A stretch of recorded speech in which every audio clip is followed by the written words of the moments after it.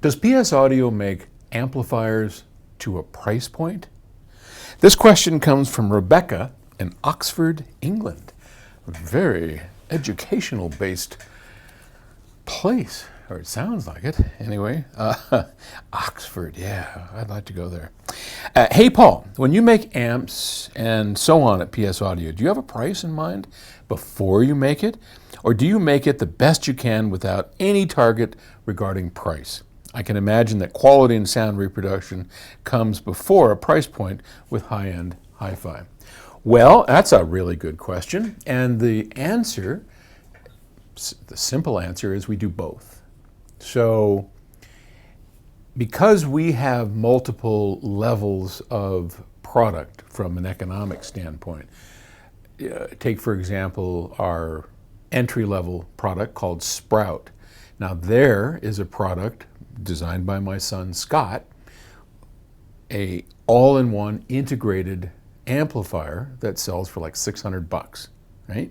Now when we started that project, we wanted to take as much high-end audio as we could and cram it into a small box the size of a novel and have it so that all you needed to do was add a pair of speakers. And you could Bluetooth stream to your phone.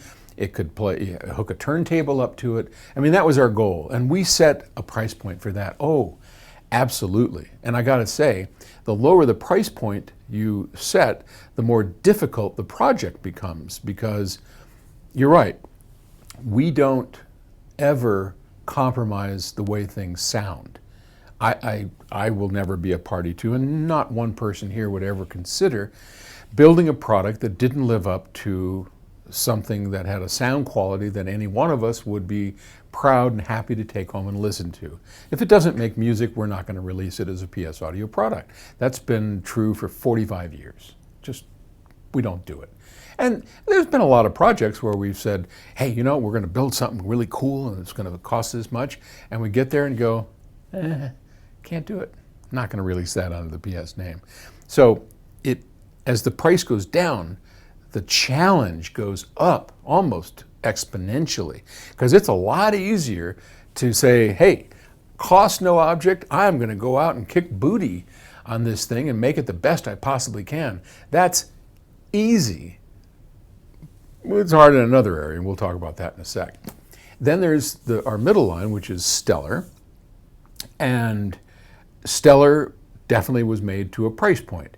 So you take like the M700, which is one of our most popular amplifiers. It's a mono amplifier. In the States here, it sells for like $1,500–1,600.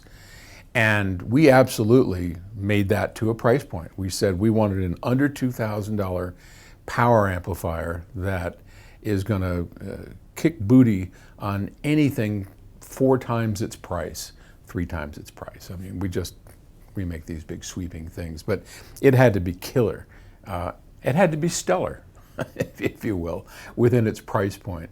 And it took a long time and a lot of work. It's really hard to do that because you can only spend this much. Your chassis is going to cost, that's how much it costs. I don't remember what it costs, but chassis are expensive, power supplies are expensive, packaging, labor, all the stuff that goes into a product, it all costs money, and it's all, yeah, you know, you get the idea. But then we also have our signature lines like BHK, Ted Smith's upcoming signature DAC, our big speakers that are coming up. Those projects, we don't build to a price point. Those projects, we don't try and make them expensive, but there it's like, all right, given what we know, given everything that we've learned up to this point, what's the best we could possibly make? Forget competition. I never look at competition. I don't care.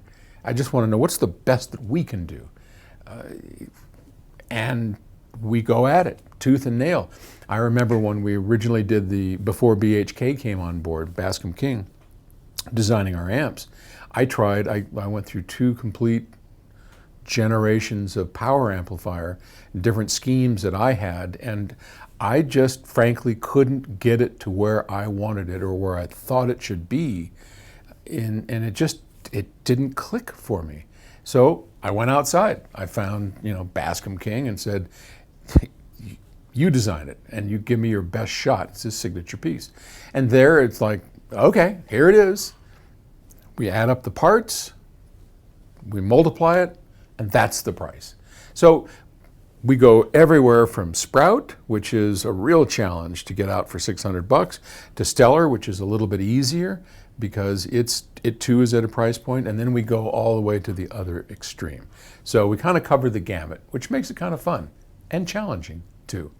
Well, anyway, thank you, Rebecca. That was a great question, and I am going to England 2 weeks. Maybe I'll see you there.